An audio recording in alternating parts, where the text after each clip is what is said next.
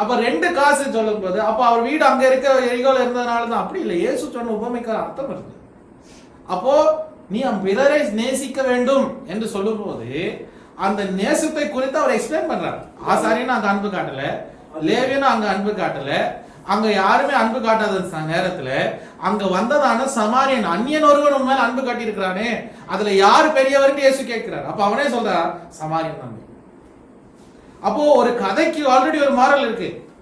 நம்ம ஒரு எக்ஸ்ட்ரா அர்த்தத்தை கொடுக்கும் போது தான் அது அதோடையதான அர்த்தம் மாறி போகும். உதாரணத்துக்கு ஒருத்தர் சொல்றாரு, எங்க வீட்டுல வந்து ஒருத்தர் பிரசங்கம் பண்ணிட்டு இருக்காரு, மோசையோட காஞ்சு போன வடி, மோசையோட காஞ்சு போன கோல், மோசையுடைய ஆரோனுக்கு எங்க துள்ளி விட்டு ஆரோன் மோசையோட காஞ்சு போன கோல் அப்படியே துள்ளினது. அப்ப நான் என்ன பண்ண முடியும்? மோசையோட கோலுக்கும் எனக்கு எங்க கோல், நான் கோலை வச்சு நடக்கிறேன் இல்ல. அப்போ அதாவது காலத்துல அதுக்கு உண்டானதான உதாரணங்களை சொல்லணும் இல்லையா? அப்போ இது உதாரணம் சொல்லி போய் அர்த்தமே மாறி போயிடும். புரியுதுங்களா? அப்போ இது எப்படி பார்க்கலாம்னு ஒரு இன்டர்பிரேஷன் வருது, ஒரு வியாக்கியானம் வருது. ஒரு டிராமாவை போல பார்க்கலாம். டிராமானா எப்படி நம்ம நினைக்கிற மாதிரி டிராமா கிடையாது. ஒரு ஒரு ஒரு சீனை எப்படி நம்ம படிக்கலாமோ அப்படி படிச்சா நமக்கு இது புரிந்து கொள்ள முடியும் என்று ஒரு வியாக்கியானம். அப்போ இதுல வந்து 5 முதல் 13 பாடல்கள் சேர்க்கப்பட்டதான ஒரு புஸ்தகம் தான் இந்த உன்னத பாட்டு என்று சொல்லப்படுகிறதான சரித்திரக்காரர்கள் இருக்கிறார்கள். அப்போ நீங்க வாசிங்க 8ஆம் அதிகாரம் உன்னத பாட்டு 8ஆம் அதிகாரம் 6ல இருந்து 7ஆம். நீர் என்னை உமது இருதயத்தின் மேல் முத்திரையை போலவும் உமது புயத்தின் மேல் முத்திரையை போலவும் வைத்துக் கொள்ளும். நேசம் மரணத்தை போல வலியது, நேசம் மரணத்தை போல வலியது, நேச வைராக்கியம் பாதாளத்தை போல் கொடியதாயிருக்கிறது. அதன் தழல் அக்கினி தழலும் அதன் ஜுவாலை கடும் ஜுவாலையுமா இருக்கிறது. அப்போ இந்த முழு புஸ்தகத்துடைய கீ வரிசை அங்கதான் இருக்கு. மூலாதார வசனம் இல்ல சாவி திறவகோல் வசனம் என்று சொல்லுகிறது போல இந்த முழுமையாக இங்க சொல்லப்படுகிறதான சத்தியம் என்னவென்றால் அன்பு, நேசம் என்று காண்பிக்கிறது. ஆமென்.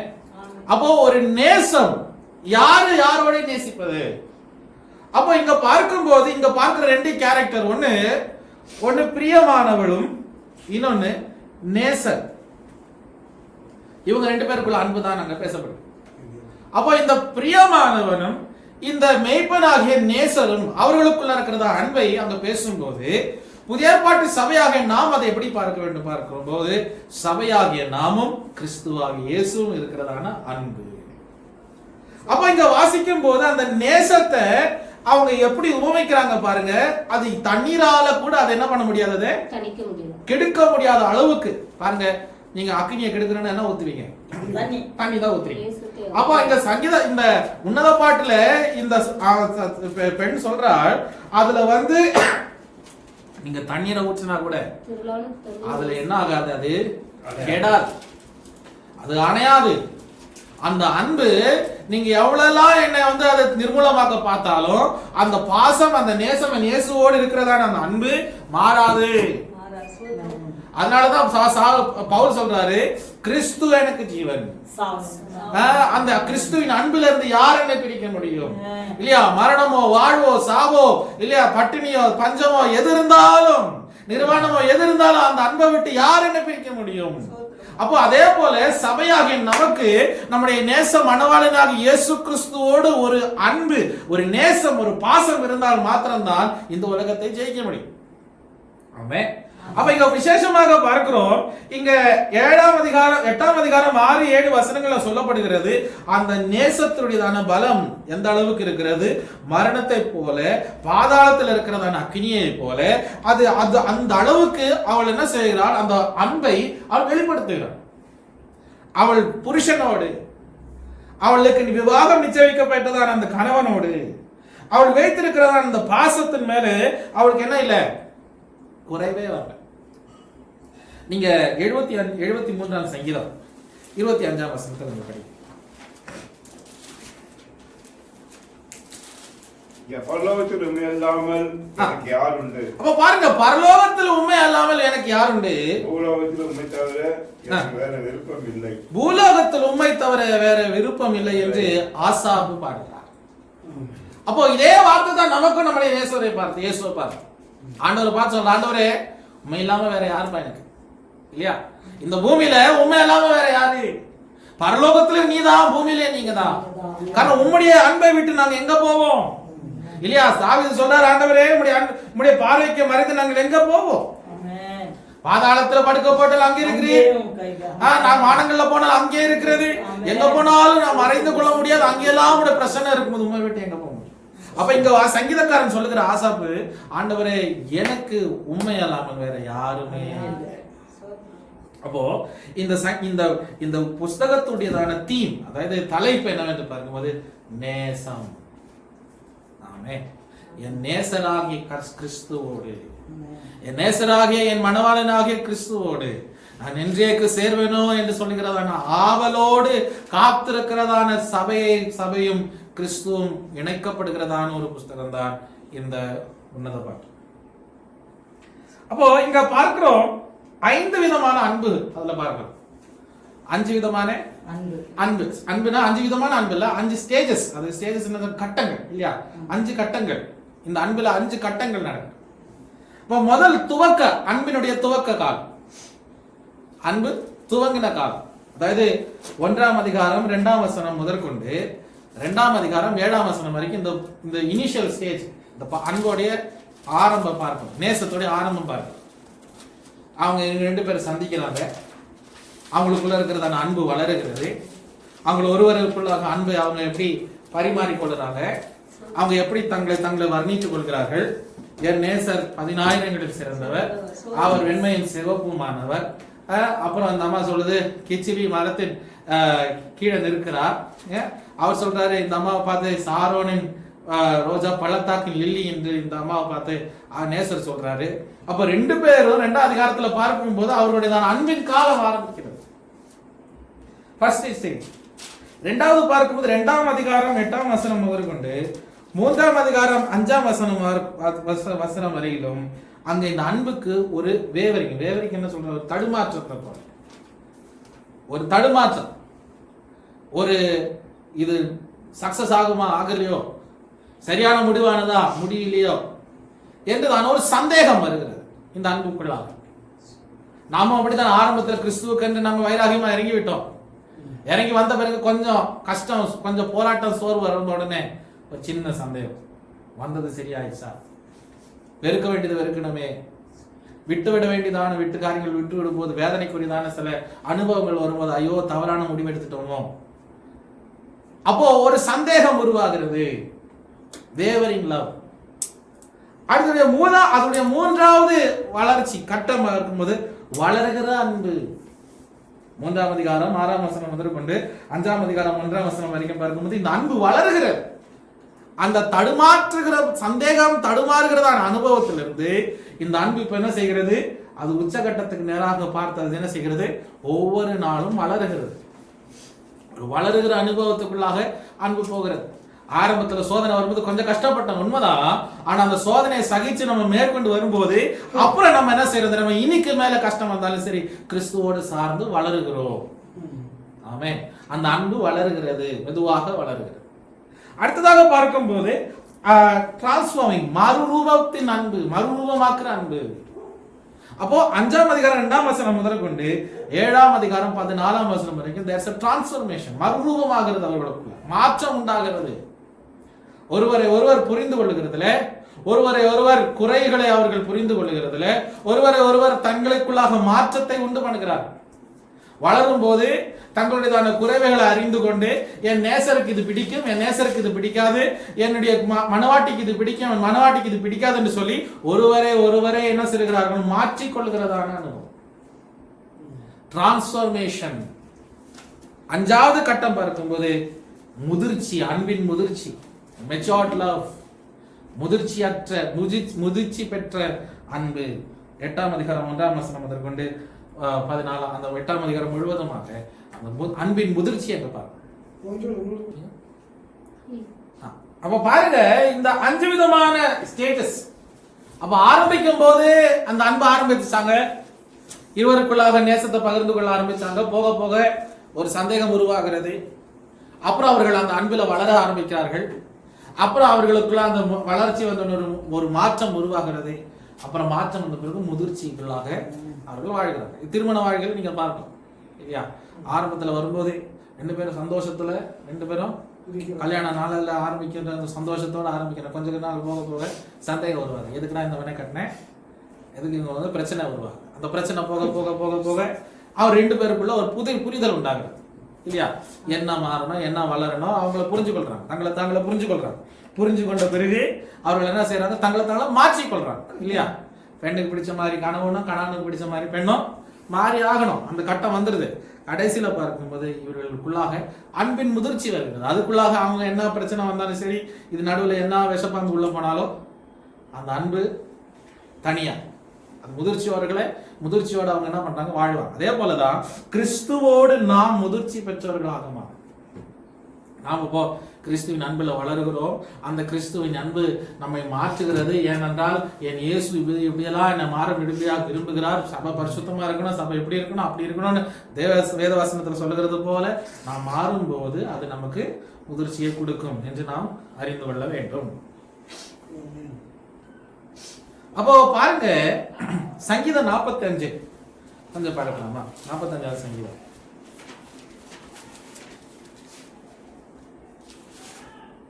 அப்ப இந்த 45வது சங்கீதத்துடைய தலைப்பை கொஞ்சம் பாருங்க. சேஷானிம் என்னும் வாத்தியத்தில் வாசிக்க கோலாராகின் புத்தகத்தில் ராகத்தாரின் புத்தகத்தில் நேசப்பாட்டாகிய சங்கீதம். அப்ப நேசப்பாட்டாகிய சங்கீதம். அப்ப நேசப்பாட்டாகிய 45வது சங்கீதம். சங்கீதத்திலே நேசப்பாட்டு இருக்கு. அப்போ அன்பின் பாடல்கள் அவங்க பாடி இருக்கிறாங்க. அப்போ இங்க நமக்கு அன்பின் பாடல்களை யாரை வச்சு பாடுறோம்னா, நம்ம ஒரு உலகத்தில் இருக்கிறதான மனுஷர்களை பார்த்தல, நம்முடைய தேவனாகிய கர்த்தரை நோக்கி தான் அந்த அன்பின் பாடல்களை பாடுகிறோம். அப்ப அந்த அன்புக்கு என்ன இல்லை, முடிவு இல்லை, அளவு இல்லை இல்லையா? அது வந்து நம்ம என்ன ஆண்டவர் இவ்வளவுதான் நேசிக்கிறார். நான் சின்ன வயசுல இருக்கும்போது அம்மா கிட்ட நான் கேட்டேன், அம்மா நீ எவ்வளவு நேசிக்கிறேன்னு என்ன கேட்டேன். இவ்வளவு நேசிக்கிறேன், இல்லை எவ்வளவு நேசிக்கிறேன், இல்லை எவ்வளவு நேசிக்கிறேன். அப்போ எவ்வளவு அன்புக்கு அவளை அளவு சொல்ல முடியுமா? இல்லை. அப்போ அன்பு அளவற்றது. அப்போ இந்த அன்பை குறித்து சங்கீதக்காரனாகிய கோரகின் புத்திரர்கள் சொல்லுகிறார்கள், அது நேசப்பாட்டு. அந்த சங்கீதத்தை ஃபுல்லாக அவருடைய நேசரை குறித்து தானே அவர்கள் பாடுகிறார்கள், நேசப்பாட்டு. அதே போல இந்த உன்னத பாட்டும் ஒரு நேசப்பாட்டு. யாரை குறித்து? நமக்கு பார்க்கும்போது நம்முடைய மனவராக இயேசு கிறிஸ்து. ஒரு யூதனுக்கு பார்க்கும்போது இஸ்ரவேலுக்கும் யெகோவா தேவனுக்கு இருக்கிறதான உறவை குறித்து. அதனாலதான் அவங்க என்ன பண்றாங்கன்னா, பெஸ்காவின் 8வது நாள் அது படிக்கிறாங்க. புரியுதுங்களா? 8வது நாளாகிய பெஸ்கா நாளிலே அந்த உன்னத பாட்டின் புத்தகத்தை அவர்கள் படித்து அவர்கள் தேவனை மகிமைப்படுத்துகிறார். அப்போ இது சாதாரணமான ஒரு கேவலமான ஒரு செயின் புஸ்தகமாக நீங்க பார்க்கவே கூடாது. சில சபைகளில் என்ன பண்றாங்கன்னா, எப்படி சொல்லுவாங்கன்னா அர்த்தத்தை, அதாவது சாலமோனுக்கு எத்தனை மனைவி? 700 மனைவி, 300 மறுமனையாட்டிகள். இந்த ஆளுக்கு கேரக்டரு சரியில்லை, அதனாலதான் அவன் இந்த புஸ்தகத்தை எழுதினான், அதனால இந்த புஸ்தகத்தை தொடவே கூடாது. அப்படி கிடையாது. நம்ம சாலமோனுடைய கேரக்டருடைய காரியத்தை பார்க்கல. இது கர்த்தர் அங்கீகரிக்கும் போது நம்ம அதை கர்த்தர் அங்கீகரிக்கும். பாருங்க, லோத்துடையதான பிள்ளைகள் லோத்தோடு வாழ்ந்தார்கள். 2 பிள்ளைகளை அவர்கள் பெற்றுக்கொண்டார். 2 ஆண் பிள்ளைகள் இல்லையா? அப்ப 2 ஆண் பிள்ளைகள் அவர்கள் பெறுவதற்கு காரணம் என்ன? காரணம், இவரு போன ஆண்டவர் சொன்ன பாதையில இந்த மனுஷன் போகாம மறுபக்கத்துல போய் மனைவி எழுந்தாச்சு, பிள்ளைகளுக்கு வாழ்க்கையில் அவர்கள் சொல்றாங்க, நமக்கு பிள்ளை வேணும், சந்ததி வேணும், அதற்கு வேற வழி தெரியல. அதனால அந்த பெண்கள் அந்த தவறை செய்தார்கள். அதனால கர்த்தர் வம்சத்தை அழிக்கலையே, அப்படியே இருக்கிறாங்களா அப்ப கூட. உதாரணத்துக்கு தாமார், அவள் என்ன வேஷம் போடுறான்? வேசியோட வேஷத்தை போட்டு தன்னுடையதான மாமனாரோடு படுக்கிறாள். அதை நம்ம எப்படி பார்க்கணும்? இந்த காலத்துல இல்ல, அந்த காலத்துடையதான பார்வையோடு பார்க்கும்போது அவர்கள் எதுக்கு அது செய்தார்கள்? காரணம், ஒரு தலைமுறை வேணும். முதல் பையன் தவறாக செஞ்சுட்டான், அடுத்தது ஒன்னான் தானே. அவன் என்ன பண்ணா, அவனும் தவறு செய்கிறான். 3வது பையனை தரேன்னு சொல்லிட்டு அவன் இன்னும் வளர சின்ன பையன் சொல்லிட்டு அதை வச்சாங்க. இந்த அம்மா காத்துட்டு இருந்துச்சு. அந்த அம்மா காத்துட்டு இருக்கும்போது இவனை என்ன பண்ணாங்க, நைஸா வேற பிளான் போட்டவன. அந்த அம்மா அடுத்த யூதா ஒரு பிளான் போட்டவன், இந்த அம்மா ஒரு பிளான் போட்டுச்சு. அப்போ அடுத்ததாக அங்க சொல்லப்படுது, அந்த ஆள் கிட்ட பண்ண அந்த பெண்ணு குழந்தை பெற்றதோட சரி. இப்ப சொல்லி வந்தது நம்ம அந்த காலகட்டங்கள்ல ஆட்கள் எப்படி இருந்தார்கள் அப்படி பார்த்துதான் அதை வியாக்கியானிக்கணும். அவங்க இப்படிதான் பண்றாங்க, அதனால இந்த காலத்துல அப்படி நடந்தது இல்லை. அவ பாருங்க, நம்ம இது வேதாகமத்தினுடையதான உண்மையான ஒரு தேவ வார்த்தை. அந்த வார்த்தை எப்படி பார்க்கணும், உண்மையாக பார்க்கணும். ஒரு உதாரணமாக நமக்கு ஒரு பகுதியை நமக்கு படிச்சு பார்க்கலாம். உங்களுக்கு அதோடைய சின்ன விளக்கத்தை கொடுத்து நாம் கடந்து செல்லும். 8ஆம் அதிகாரம் 1 வசனத்தை படிக்கும். நீர் என் தாயின் பால் குடித்த என் சகோதரரை போல இருந்தீரானால் நான் உம்மை வெளியிலே சந்தித்து முத்தமிடுவேன், என்னை நிந்திக்கவும் மாட்டார்கள். நான் உம்மை கூட்டிக் கொண்டு சாரி அது வேண்டாம், 8ஆம் வசனத்தை படிங்க. 8ஆம் அதிகாரம் 8ஆம் வசனம். நமக்கு ஒரு சிறிய சகோதரி உண்டு. நமக்கு ஒரு சிறிய சகோதரி. அவளுக்கு ஸ்தானங்கள் இல்லை. நம்முடைய சகோதரியை கேட்கும் நாளில் அவளுக்காக நாம் என்ன செய்வோம்? அவள் ஒரு மதிலானால் அதன் மேல் வெள்ளிக்கோட்டையை கட்டுவோம். அவள் கதவானால் கேது பலகைகளை இதற்கு இணைப்போம். அப்ப பாருங்க, இங்க வாசிக்கும் போது அது எப்படி நம்ம வியாக்கியானிக்குவோம்? ஸ்தனங்கள்னு சொல்றது மார்பு. ஓகே, ஒரு பெண்ணுடைய பிரஸ்ட சொல்றது. அங்க பார்க்கும்போது அவங்க சொல்றாங்க, இந்த பெண்ணுடைய சகோதரர்கள் சொல்கிற வார்த்தை என்னன்னா, நமக்கு ஒரு சகோதரி இருக்கிறான். அப்ப சகோதரர்கள் சொல்ற வார்த்தை யாரை பார்த்து? இந்த பெண்ணை பார்த்து, இந்த சூனங்காரியை பார்த்து சொல்றது, அவளுடைய மார்பு இன்னும் வளரல. அதோட அர்த்தம் என்னன்னா, அவ இன்னும் மெச்சூர் ஆகி வளரல. அந்த பெண்ணு சின்ன பெண்ணா இருக்கிறா. அவள் சின்ன பெண்ணு, அவளுக்கு இன்னும் வயசுக்கு வரல, அவளுக்கு இன்னும் முதிர்ச்சி ஆகலன்னு சொல்றான். அறிவு இல்ல, அவளுக்கு புத்தி இல்ல. அப்படிதான். இவளுக்கு என்ன தெரியும்? சின்ன பொண்ணு. நம்ம வீட்டுல எப்படி சொல்றேன், சின்ன பொண்ணு தானே, இவளுக்கு என்ன தெரியும்? அப்படிதான் அவங்க சொல்றாங்க. அதனாலதான் உங்களுக்கு ஆரம்பத்துல சொன்னேன், இது காவிய புஸ்தகம், அது கவிதையாக பார்க்கணும். அப்போ இது சின்ன பெண்ணு, புத்தி வரல, இவளுக்கு இன்னும் அவளை வளரல என்று சகோதரர்கள் சொல்லுகிறார்கள். அடுத்ததாக அவர்கள் சொல்லுகிறது, இவளுக்கு நாங்கள் என்ன செய்வோம்? இவள் முதிர்ச்சி அடையும் போது நாங்கள் என்ன செய்வோம்? அப்ப அவர் சொல்றது, அவள் ஒரு மதிலா இருந்தால் நாங்கள் என்ன செய்திருப்போம்? வெள்ளிக்கோட்டையை கட்டியிருப்போம். அதனால அவளுக்கு ஏதாவது நாங்க செஞ்சிருப்போமே, அவளுக்கு ஏதாவது ஒரு வழிவாசல் நாங்க தேடி இருப்போமே, பண்ணியிருப்போமே.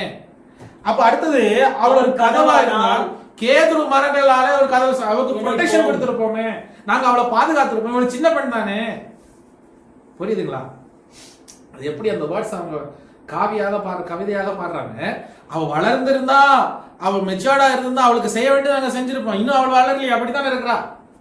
அப்ப அவள் பதிலுக்கு அவ என்ன சொல்றான்னு பாருங்க 10ஆம் வசனத்துல. நான் மதில் தான், என் ஸ்தனங்கள் கோபுரங்கள், அவருடைய கண்கள் கடாட்சம் பெறலானேன்.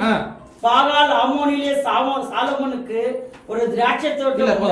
அப்ப பாருங்க, அங்க வாசிக்கும் போது அவள் சொல்றா, சகோதரர்கள் நீ வளரல சொல்லும் போது நான் இல்ல, நான் வளர்ந்துட்டேன். உங்க பார்வைக்கு நான் சின்ன பண்ணா இருக்கலாம், பட் ஐ அம் மெச்சூர்ட். என்னுடைய சுயமாக எனக்கு சிந்திப்பதற்கும், என்னுடையதான நேசர் யார் என்று அறிந்து கொள்வதற்கும், அவர் மேல பாசம் வைத்துக் கொள்வதற்கும் எனக்கு அதுக்குண்டான அறிவு இருக்கிறது என்று அவள் சொல்றார். புரியுதா? அது எப்படி வியாக்கியானிக்கணும்? புரிஞ்சுங்களா? அப்போ அவளோட தவறான கற்பார்வையோட அல்ல சொல்றான். அவள் சொல்றது இல்ல, சகோதரர்கள் இவளை எப்படியாவது மேனிபுலேட் பண்ணி அந்த யாரு அந்த மேய்ப்பன் இடத்துல இருந்து, அந்த நேசர் இடத்துல இருந்து பிடிக்கணும்னு சொல்லி பலவிதமான கன்வின்ஸ் பண்ணும்போது இவ சொல்றது என்ன தெரியுமா? இல்ல இல்ல இல்ல இல்ல, எனக்கு ஞானத்தோடு பூர்ண அறிவோடு பூர்ண பக்குவமாக நான் அவரை ஏற்றுக்கொண்டிருக்கிறேன். அவர் மேல எனக்கு பூர்ண அன்பு உண்டு. நான் அதற்குண்டான முதிர்ச்சி எனக்கு இருக்கு, எனக்கு அதுக்குண்டான ஞானம் எனக்கு இருக்கு. அந்த ஞானத்தின் பிரகாரம் தான் நான் அவரை நேசிக்கிறேன். இப்போ அடுத்ததாக நம்ம பார்க்க வேண்டியதான ஒரு காரியம், இந்த கேரக்டர்ஸை நம்ம கொஞ்சம் கவனிக்கும். ஏன்னா கேரக்டர் இதுல இருக்கான், 5 பேர் இதுல இருக்கான். முக்கியமாக முதலாவது பிரியமானவள் சூனங்காரி. இந்த சூனங்காரி யார் பார்க்கும்போது, யோசுவாவின் புஸ்தகம் 19ஆம் அதிகாரம் 18ஆம் வசனத்துல பார்க்கும்போது, இசக்கார் கோத்திரத்துக்கு கொடுக்கப்பட்டதான தேசத்துல அதுல இருக்கிறதான சின்ன கிராமம் தான் இந்த சூனை. அப்போ இந்த யோசுவாவின் புஸ்தகம் 19ஆம் அதிகாரம் 18ஆம் இசக்கார். அப்ப இசக்காருக்கு கொடுக்கப்பட்டதான தேசம், அதனுடைய சின்ன கிராமம் தான் இந்த சூனேம். அப்போ இந்த சூனேம்காரிகளுக்கு, அவங்க சூனேம்ல இருந்து தங்குறவர்களுக்கு சூனேம்காரிகள், கண்ட்ரூப்காரங்க சொல்ற மாதிரி. அப்ப சூனேம்காரி. அப்போ இன்னொரு விஷயம் பார்க்கும்போது, இந்த இசக்காரை குறித்து ஆதியாகமம் 30ஆம் வசனம் 30ஆம் அதிகாரம் 18ஆம் வசனத்தை வந்து படிங்க. இசக்கார் யாருக்கு ஜஸ்ட் ஒரு சின்ன இதை பார்ப்பா. Genesis, Genesis 30:18.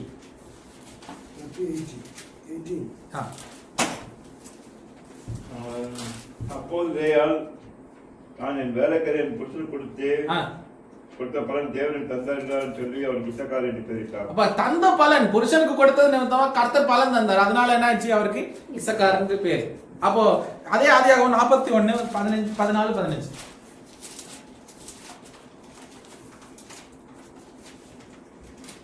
அப்பொழுது பார்வோன் யோசேப்பை அழைத்த பின் அவனை தீவிரமாய் 49:14. 49:41 இல்ல, யாக்கோபு. இசக்கார் இரண்டு பொதிய நடுவே படுத்துக் கொண்டிருக்கும் பலத்த கழுதை அவன் நிலை பார்த்து நல்லது என்றும் நாடு வசதியானது என்றும் கண்டு சுமக்கிறது தன் தோலை சாய்த்து பகுதி கட்டுகிறான். அப்ப பாருங்க, இவன் சுமக்கிறவன் பலசாலி, இவன் வல்லமை உள்ளவன், திறமைசாலி என்று இசக்காருக்கு ஆல்ரெடி யாக்கோபு ஆசீர்வாதம் கொடுத்திருக்கிறான். அப்ப அந்த வம்சத்திலிருந்து வந்த பெண்மணி தான் இந்த சூனேங்காரி. அப்போ இந்த சூனேங்காரியை இன்னொரு இந்த ஒரு புஸ்தகம் இருக்குது. இவங்களுக்கு யூதர்களுக்கு ஒரு கமெண்ட்ரின்னு சொல்லும்போது, நம்ம கிரிக்கெட் ஆடும்போது என்ன பண்றாங்க, பின்னாடி 2 பேர் 3 பேர் உட்காந்து பேசிட்டே இருப்பாங்க. அதே மாதிரி இந்த புக்குக்கு கமெண்ட்ரி இருக்கு. அப்ப அதே மாதிரி இந்த யூதர்களுடையதான தோராவுக்கு கமெண்ட்ரி எழுதும் போது அதே ஒரு புஸ்தகம் தான். அப்ப அந்த விளக்க புஸ்தகத்தை எழுதும் போது அதுல சொல்லப்படுகிறது இந்த பெண்ணுடைய பேர் அபிஷாக் என்று இருக்கலாம். அங்க தெரியும், அவ்வளவு ஒரு சூழ்நிலை இருக்கு. அப்ப அபிஷாகா இருக்கலாமோ என்று சொல்லப்படுகிறது. நமக்கு தெரியாது அதுக்கு பேர். அது அப்ப பாருங்க, அபிஷாக் இருக்கலாம் என்று சொல்கிறார்.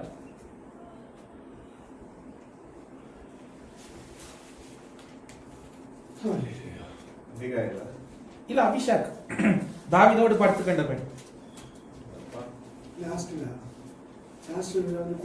அவனுடைய குளிர் மாற்றுவதற்கு படித்த பெண் இல்லையா கூட, அந்த பெண் அபிஷாக். அவ்வளவு சூனியம்காரி தான். ஒருவேளை இந்த பெண் தானே அந்த பெண்ணா இருக்கலாம். காரணம் சாலமோனை வந்து இந்த பெண்ணை கல்யாணம் பண்ண ரொம்ப இது பண்ணார், ஜெகத் பேசினார். அப்ப அந்த பெண்ணாதான் இருக்குமோ என்று ஒரு கமெண்ட்ரியில சொல்லப்படுது. அது யூதர்களுடைய கமெண்ட்ரியில, நமக்கு அது தெரியாது. நமக்கு அந்த கேரக்டர் பேர் இங்க சொல்லப்படல. ஆமா, அப்போ அந்த அபிஷேக் தான் இருக்குமோ என்று ஒரு பேச்சு இருக்கு. நான் அதுதான் நானும் சொல்ல விருப்பப்படல, நமக்கு தெரியாது. அப்போ அதனால ஒரு காரியத்தை தெரியும், சூனேங்காரின்னு தெரியும் இந்த பெண்ணு. அடுத்ததாக பார்க்கும்போது நேசர். இந்த நேசருடைய ப்ரொஃபஷன் தெரியுமா, அவர் ஒரு ஆடை மேய்க்கிற மெய்ப்பன் என்று பார்க்கும் கேரக்டர். இந்த யார் இந்த நேசர்னு நமக்கு தெரியாது, அது ஒரு அன்னோன் கேரக்டர். மூணாவதாக பார்க்கிற கேரக்டர் தெரியுமா, சாலமோன் ராஜா. மூணாவது பார்க்கிற கேரக்டர் சாலமோன். நாலாவதாக பார்க்கிறது அன்னைக்கு சில கேரக்டர்ஸ் தெரியுமா, எருசலேமின் குமாரி. அஞ்சாவது பார்க்கிற கேரக்டர் யார் தெரியுமா, இந்த சூனங்காரியுடைய சகோதரர்கள். அப்போ அவ அனாதையா, மீன்ஸ் அப்பா அம்மா இருக்கிறாங்களா தெரியாது, பைபிள் சொல்லப்படல, அதுல பைபிள் அது சொல்லப்படல. ஆனா அவளுடைய தாயை பற்றி சொல்றாங்க, கூட இருக்கிறாங்களோ இல்லையோ, மத்தது அவங்கள பத்தி அங்க பேசல. அப்போ இங்க பாருங்க, அந்த 5 கேரக்டர் அங்க வெளிப்படுது. அப்ப இவங்களுக்குள்ள நடக்கிறதான இந்த டிராமா தான், இல்ல இந்த பாடல் நிகழ்ச்சி தான் இது பேசப்படுகிறதான சம்பவம். இப்ப பாருங்க, முதல் அதிகாரத்துல நம்ம பார்க்கிறோம். வாசிங்க சிஸ்டர், முதல் அதிகாரம் 2ஆம் வசனத்தை வாசிங்க. அவர் தமது வாயின் முத்தங்களால் என்னை முத்தமிடுவாராக. உமது நேசம் திராட்சை ரசத்தை பார்க்கிலும் இன்பமானது, உமது பரிமள தைலங்கள் இன்பமான வாசனை உள்ளவைகள், உமது நாமம் ஊற்றுண்ட பரிமள தைலமா இருக்கிறது. ஆகையால் கன்னியர்கள் உம்மை நேசிக்கிறார்கள். என்னை இழுத்துக் கொள்ளும், உமக்கு பின்னே ஓடி வருவோம். ராஜா என்னை தமது அறைகளில் அழைத்து கொண்டு வந்தார், நாங்கள் உமக்குள் களி கூர்ந்து மகிழ்வோம். திராட்சை ரசத்தை பார்க்கிலும் உமது நேசத்தை நினைப்போம். உத்தமர்கள் உம்மை நேசிக்கிறார்கள். அப்ப எத்தனாவது வசனம்? 4வது வசனம் தானே படிச்சீங்க? 4வது வசனம். அப்ப பாருங்க, இந்த அம்மா சொல்றாரு, இவ்வளவு வலுக்கட்டாயமாக சாலமோன் கொண்டு வந்தாச்சு. சாலமோன் மெய்ப்பன் கிடையாது. ஒரு காரியத்தை புரிஞ்சு, சாலமோன் அங்க சொல்லப்படுகிற இந்த சூனங்காரியுடையதான நேசர் வந்து சாலமோன் கிடையாது. சாலமோனுக்கு அந்த மனுஷனுக்கு வித்தியாசம் உண்டு. Okay, no relationship. தயவு செய்து சிலவங்க சொல்றாங்க, என்னது சாலமோன் தான் வேஷம் மாறி மெய்ப்பனாக இந்த பெண்ணுகிட்ட காதல் பண்ணிட்டு இருந்தார். இல்ல இல்ல இல்ல, சாலமோனுக்கும் அந்த மனுஷனுக்கு சம்பந்தமே கிடையாது. அப்ப சாலமோன் என்ன பண்றாருன்னா, இந்த பெண்ணுடைய அழகா பார்த்து ஒரு மேல ரொம்ப பிரியம் கொண்டு அவளை என்ன பண்றாரு, வலுக்கட்டாயமாக தன்னுடைய அரண்மனையில கொண்டு வந்த பின்பு சாலமோனுக்கு உங்களுக்கு தெரியுமே, ஆல்ரெடி தெரியுமே அவருக்கு எவ்வளவு ஆட்கள் இருந்தார்கள். 6ஆம் அதிகாரம் 8ஆம் வசனம்.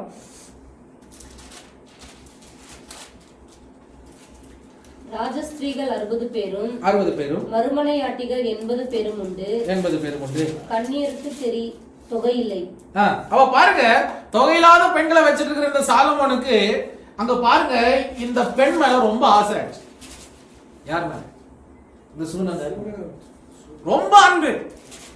அப்போ அவளுடையதான அன்பை குறித்து இங்க சொல்லுகிறார்கள். என்ன சொல்லுகிறார்கள்? அவளை இழுத்து கொண்டார்கள். அந்நேசத்தை காட்டுறார். யாரு? சாலமோன் காட்டுறார். சாலமோன் ராஜா அவன் மனசு வச்சா எது வேணாலும் செய்யறதுக்கு பலன் இருக்குது. உதாரணத்துக்கு சொல்ல போனா பர்ஷேவா இடத்துல தாவீது எப்படி பழகினாரோ சாலமோன் அப்படி பழகி இருக்கலாம். யாருக்கிட்ட? இந்த சூனகரி கிட்ட. ஆனா அவரு பழகல. அவர் எப்படின்னா அவளுக்கும் இவருக்கும் ஒரு அன்பு உருவாகி ஒரு தற்செயலாக இல்ல இயற்கையாக அந்த அன்பு வளர்ந்து அப்படி அவளை நேசிக்கணும்னு சாலமோனுக்கு ஒரு பெரிய வாஞ்சை இவள் மேல. ஆனா அவன் என்ன சொல்றா பாருங்க, 5ஆம் அதிகாரம் 5ஆம் வசனம். எருசலேமின் குமாரத்திகளே கேதாரின் கூடாரங்களைப் போலவும் சாலமோனின் திரைகளைப் போலவும் நான் கருப்பா இருந்தாலும் அழகா இருக்கிறேன். அவ சொல்றா கரெக்ட் தான், நான் கருப்பா இருந்தாலும் அழகுதான். அப்ப அவளுடையதான அழகை குறித்து அவளுக்கு தெரிகிறது. அவள் என்ன நினைக்கிறான்னா, நான் கருப்பா நினைச்சிட்டு தன்னை குறைத்து பார்க்காம தன் கருப்பா இருந்தாலும் அழகா இருக்கிறாங்க அவளுக்கு ஒரு அறிவு இருந்தது. அடுத்ததாக பார்க்கிறோம், நம்ம பல நேரத்துல நம்ம சில கல்யாணங்கள்ல போகிறோம். ஐயோ இந்த பையனுக்கு அந்த பொண்ணு இல்லையா, ஜோடி பொருத்துமே இல்லை, இந்த பொண்ணுக்கா இந்த பையன் அப்படின்னு சில நேரத்துல சொல்றோம். ஆனா அவங்களுக்குள்ள இருக்கிறதான அன்பு அது முகத்துல இல்ல, சரீர உடலுடையதான ரூபத்துல இல்ல, அவங்க உள்ளுக்குள்ளாக இருக்கும் போது வெளியந்தரங்கமான அன்பு தெரியாது. உதாரணத்துக்கு நம்மளை கூட பாருங்க, நம்ம கிட்ட என்ன தாளந்து என்ன பெரிய இருக்கிறது, ஆனா கர்த்தர் நம்மளை இவ்வளவாக நமக்காக நேசித்து நம்முடைய அன்பை கொடுத்திருக்கிறார் இல்லையா. நம்ம கிட்ட இருந்து என்ன பார்த்திருக்கிறார் ஆண்டவர்? ஒண்ணும் பார்க்கல. அதாவது நம்முடைய இதயமோ மகா கிறுக்குள்ளதும் கேடு நிறைந்தது. இந்த கிறுக்கு நிறைந்த கேடு நிறைந்த இதயத்தை கர்த்தர் கேட்கிறார், அதை கொடு, நான் அதுல வாசம் பண்ணணும் இல்லையா. உன் சரீரம் தேவனுடைய ஆலயம், தேவன் அதுக்குள்ளாக வாசம் பண்ணுகிறார். ஆண்டவரே அப்படி வாசம் பண்ண விரும்புகிறதான இந்த அசுத்தத்தின் மேல அவர் நம்மளை சுத்திகரிக்கிறது போல சாலமோனுக்கு மேல ஆசை. கருப்பா இருந்தாலும் பிரச்சனை இல்லை, அழகு இருந்தாலும் அழகு. அவளே சொல்ற இந்த மாதிரி சாலமோனுடைய திரைகளை போல. அடுத்தது வாசிங்க. நான் கருப்பா இருக்கிறேன் என்று பாராதையுங்கள், வெயில் என் மேல் பட்டது. அப்ப காரணம் இந்த பெண்களுக்கெல்லாம் என்ன ஆச்சு தெரியுமா? பொறாமை ஆயிடுச்சு. யாருக்கு? எருசலேம் குமாரிகள். ஏன்னா இவ கருப்பா இருக்கிறான், நாங்க இவ்வளவு அழகா இருக்கிறோம். இந்த மனுஷனை கூப்பிட்டு இந்த மனுஷனை பார்த்தா அவர் நம்ம மேல அன்பு வைக்குவாருன்னு பார்த்தா இவர் என்ன பண்றாரு, வலுக்கட்டாயமா அந்த பெண்ணு கூட அவருக்கு போகலாம். ஆனாலும் என்ன பண்றாரு, அந்த பெண்ணு உண்மையாக என்னை நேசிக்கணும்னு காத்திருக்கிறாரே. ஒரு ராஜா எதுக்கு இப்படி செய்யணும்? அந்த எருசலேம் குமாரிகளை தான் நம்ம பாடுறோம் இல்லையா, இந்த பரமசியோன் நாட்டில் சென்று சரி, எருசலேம் குமாரிகள் சுற்றி நின்று காப்பகள் எல்லாரும் என்ன பண்றாங்க, ஏத்திட்டே இருக்கிறாங்க. இவளுக்கு ஒரு பக்கத்துல எரிச்சல் இருக்கிறது. சாலமோன் இவர் மேல ஒரு ஸ்பெஷல் கன்சிடரேஷன் வச்சிருக்கிறாரு, ஒரு செப்பரேட் அன்பு, ஒரு ஸ்பெஷல் கன்சிடரேஷன். இது பார்க்கும்போது இந்த எருசலேம் குமாரத்திகளுக்கு எரிச்சல். அப்ப நம்ம மேல ஆண்டவருக்கு விசேஷமான அன்பு வச்சிருக்கும் போது உலகத்துல இருக்கிறவங்களுக்கு என்ன உண்டாகும்? கண்டிப்பா எரிச்சல் உண்டாகும். ஆமே. யாரை தாக்குறாங்க? நம்மளதான் அதிகமாக தாக்குறாங்க. யாரை பேசுறாங்க? நம்மளதான். நம்ம ஏதோ கெடுத்து இவங்களை குட்டிச்சாராக்கின மாதிரியும், நம்ம ஏதோ பண்ணி நாசப்படுத்தின மாதிரியும் நம்மளை அவ்வளோ தூஷணம் பண்றோம். ஆனா இன்னும் வரைக்கும் கிறிஸ்தவத்தில் இருக்கிறதான உண்மையான தேவதாசர்கள் கஷ்டப்பட்டு உழைத்து கல்வியை கொடுத்து ஞானத்தை கொடுத்து அறிவை கொடுத்து போராடி இவங்களுக்காக போராட்டம் செஞ்ச போது ஆபத்து யாருக்கு? அடிபதா யாருக்கு? நமக்கு. அதே போல இந்த பெண்கள் எல்லாருக்கும் ஒரு பிரச்சனை. அதனால இந்த அம்மா சொல்றா திருப்பி, நான் கருப்பா இருந்தாலும் பாராதீங்கள், வெயில் என் மேல் பட்டது, என் தாயின் பிள்ளைகள் என் மேல் கோபமாய் இருந்து என்னை திராட்சை தோட்டங்களுக்கு காவல்காரியாக வைத்தார்கள். பாருங்க, சகோதரர்களுக்குள்ளாக இந்த பெண்ணுக்குள்ள எப்படி வச்சிருந்தாங்க தெரியுமா? அவளை ஒரு கேவலமா தான் பார்த்துட்டு, அவ்வளவு கனப்படுத்த வேண்டியதான ஸ்தானத்துல சகோதரர்கள் கனப்படுத்தல. அவளை எப்படி வைத்திருந்தார்கள் தெரியுமா? அவர்களுடையதான தோட்டத்துக்குள்ளாவே இவளை எப்படி செய்தார்கள்? இந்த சகோதரர்கள் தான் அப்புறம் பார்த்து சொல்றாங்க, இவ கொஞ்சம் இன்னும் வளரலையா? யாரு? இவ இன்னும் சின்ன பெண்ணு, இன்னும் இவளுக்கு புத்திச்சு வரல. இந்த சகோதரர் தான் 8ஆம் அதிகாரத்துல கடைசியில பேசுறாங்க. ஆனா முதல்ல இந்த அம்மா சொல்லுது, இவங்க என்ன சரியாக நடத்தல, என் மேல அன்பு காட்டல, என்ன எந்த விதமான காரியங்களும் செய்யல, என் உடன் பிறந்தவர்கள், என் சகோதரர்கள், என் பாத்திரத்தில் உண்டவர்கள் தங்களை குதுகாலங்களை எனக்கு விரோதமாக தூக்குறார்கள். தாவீது சொல்றார். அதே அனுபவம் தான். உலகத்துக்கு விரோதமாக நாம் மாறுகிறோம்.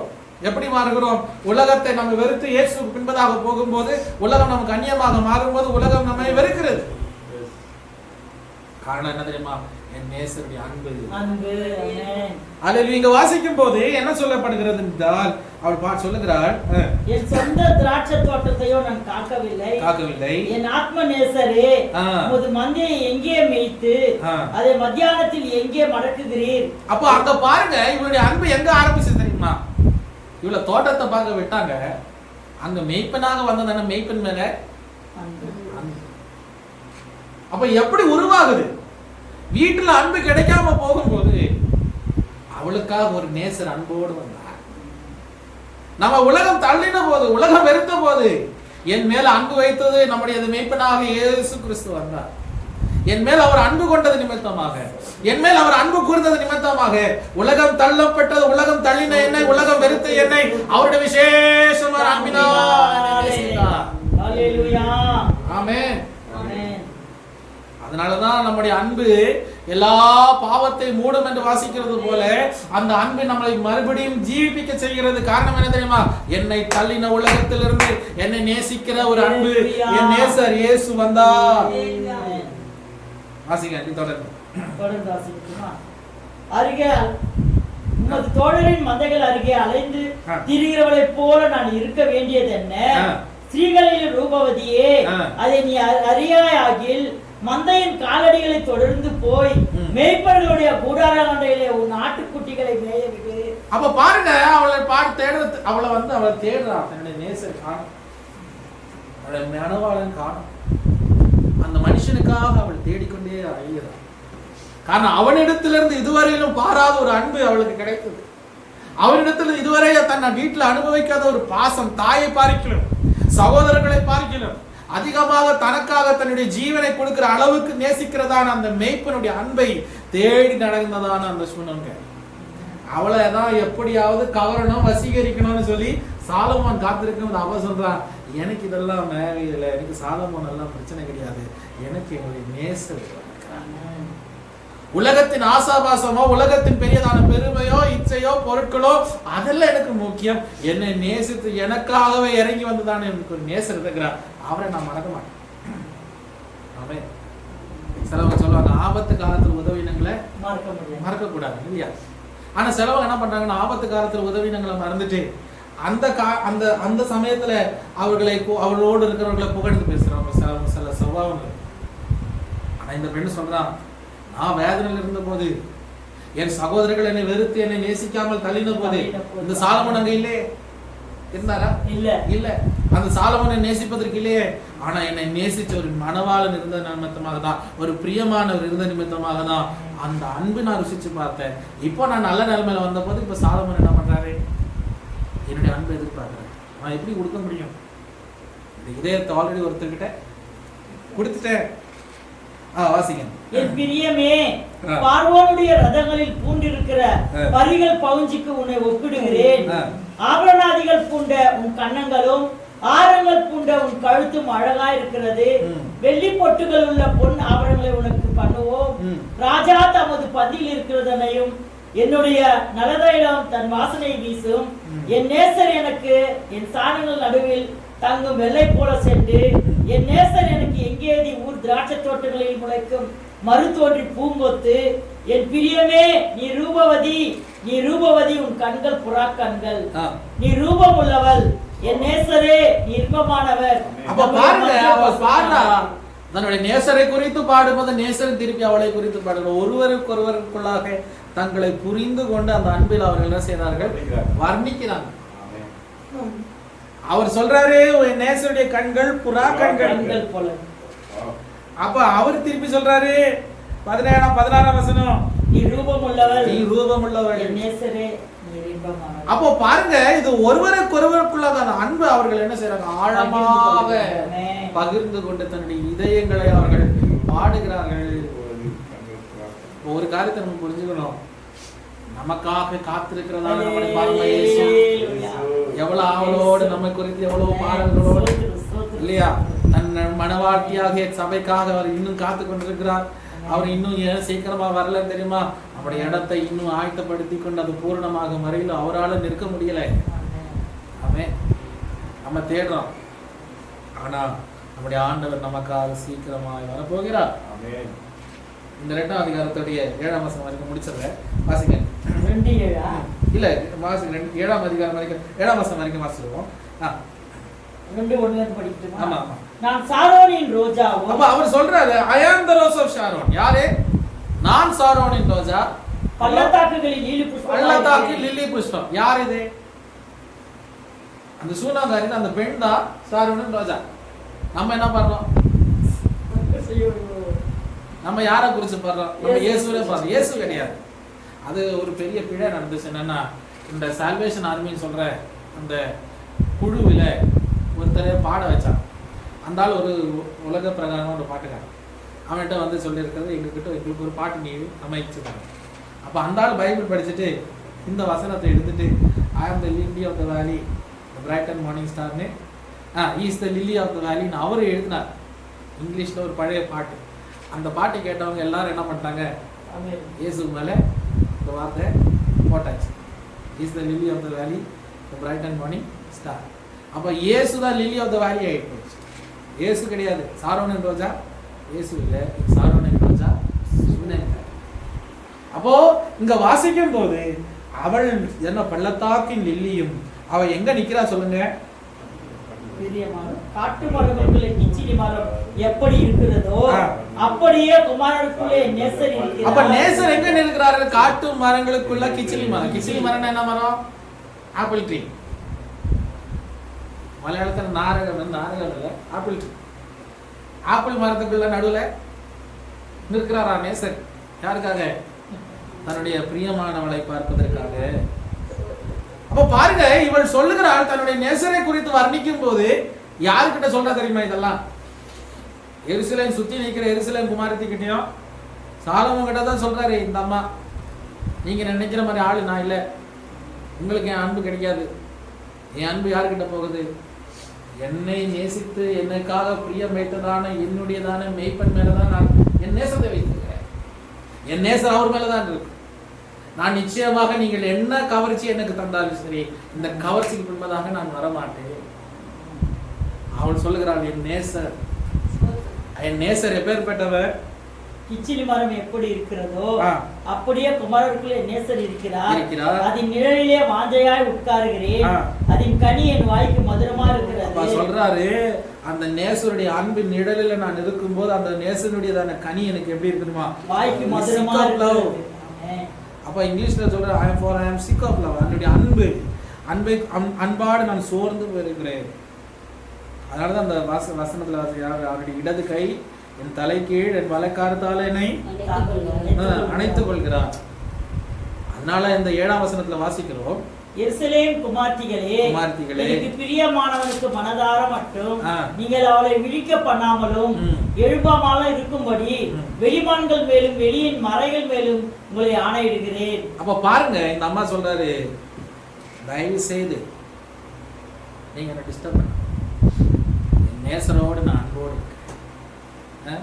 மறுபடியும் சொல்றாரு, எருசலேம் குமாரத்திகளே, எனக்கு பிரியமானவருக்கு மனது மட்டும் இல்ல, நீங்கள் அவரை விழிக்க பண்ணாமலும் எழும்பாமலும் இருக்கும்படி வெளிமான்கள் மேலும் வெளியின் மறைகள் மேலும் உங்களை ஆணையிடுகிறேன். அப்ப ஆணையிடுகிறார். தன்னுடைய நேசரோடு அவள் வாழ, தன்னுடைய நேசருடைய அன்பை குறித்து அவள் பாடும்போது அவள் சொல்லுகிறார், என் நேசரை பார்க்கிற வேறொரு நேசர் எனக்கு இல்லை. எப்படியாவது சாலமோன் இவளை கொண்டு கவர்ந்து இவருடைய அன்பை பெற்றுக்கொள்ளலாம் என்று சாலமோன் நினைக்கும் போது இவருடைய மனசெல்லாம் எங்க இருக்கு தெரியுமா? தன்னுடைய பிரியமான நேசர் மேல இருக்கிறது என்றுதான்